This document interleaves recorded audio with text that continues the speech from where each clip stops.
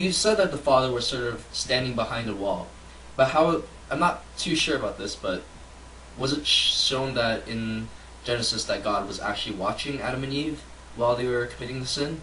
This is the Judeo-Christian God we are talking about here, right? You know, the same one that's supposedly omniscient and omnipresent.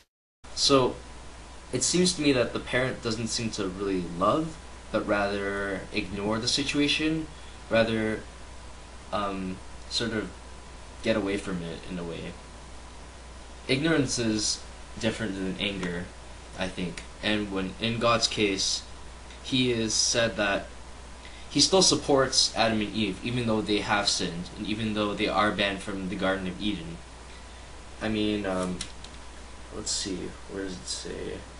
Verse 21. The Lord God made clothing out of skins for Adam and his wife, and He clothed them. So why would God do this? If this were still going along with your example, would God just not care?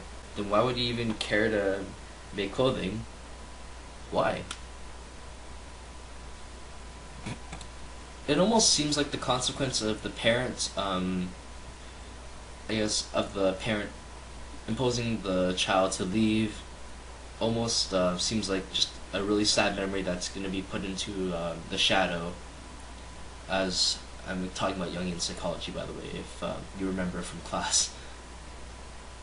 Whereas it almost seems as if in Adam and Eve's case, they're almost told to learn from their mistakes in a certain way, where I'll support you and I'll continue to support you even though you've made this mistake, but just so long as you continue to learn from that mistake. Because you did eat from the tree of knowledge of good and evil, then you're going to have to learn everything about life, I guess, and endure the hardships that you should endure. Okay, son, because you've disobeyed me and touched that stovetop, I am going to kick you out of the house. But before I do, I think I'll give you a water bottle, $20, and maybe a granola bar because I'm feeling merciful. And sure, I'll be watching your every move, and if you're suffering, I might decide to help you and I might not. That's up to my personal judgment. I'm still kicking you out of the house, though. The point I'm trying to draw with my comparisons between God and myself is just how unreasonable your God can be. Inhumanly so, ironically enough. Just look at how you're trying to justify this system of abject slavery that your God forces on us with the threat of hell, eternal suffering, mind you, and maybe as a cherry on top, He dangles this carrot that He calls free will, which, as I pointed in my last video, is just about as free as me saying you have the choice of handing over $200 or me busting a cap in your ass. By the way, it also makes me wonder, why is it that you have to suffer your ancestors' pain? If your ancestor went to hell, then wouldn't he have to suffer his own pain? And note that hell might seem like a fiery place with all these demons and such, but to be very frank with you, hell is simply just a place that doesn't have God in the picture. Heaven does. And that's, I think, all it really comes down to, my own eyes. No one ever said that you weren't going to burn in heaven. No one ever said that you were going to ever burn in hell. We don't know until we get there. If hell isn't the place of suffering you Christians so often make it out to be, then why is it always advertised as such? Then again, if hell is more like your personal interpretation, then I, along with most other atheists, I presume, would not mind spending all of eternity in hell. In the words of a very wise man, I would rather stand in hell than kneel in heaven.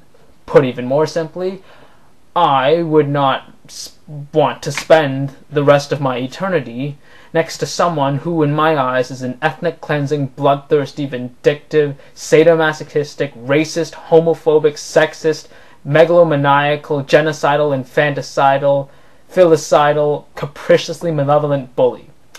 But that's only my opinion. It also makes me wonder, how is it, not that this should offend you, but how is it that you're going to be knowing that you're going to be an atheist throughout all your entire life? I don't know about you, but I think certain things have come along in my own way. and certain things that sort of affected me. Maybe the thing might happen with you. We're not too sure. We're only a certain amount of. We're only in getting closer to 20. And you have a very good point. Most atheists that I know, myself included, are not so stubborn as to say that there is not a chance in hell that we wouldn't believe in a God. There might be. In the unforeseen circumstance that there will be definitive empirical proof that your God, or any God for that matter, exists, then I will be a deist.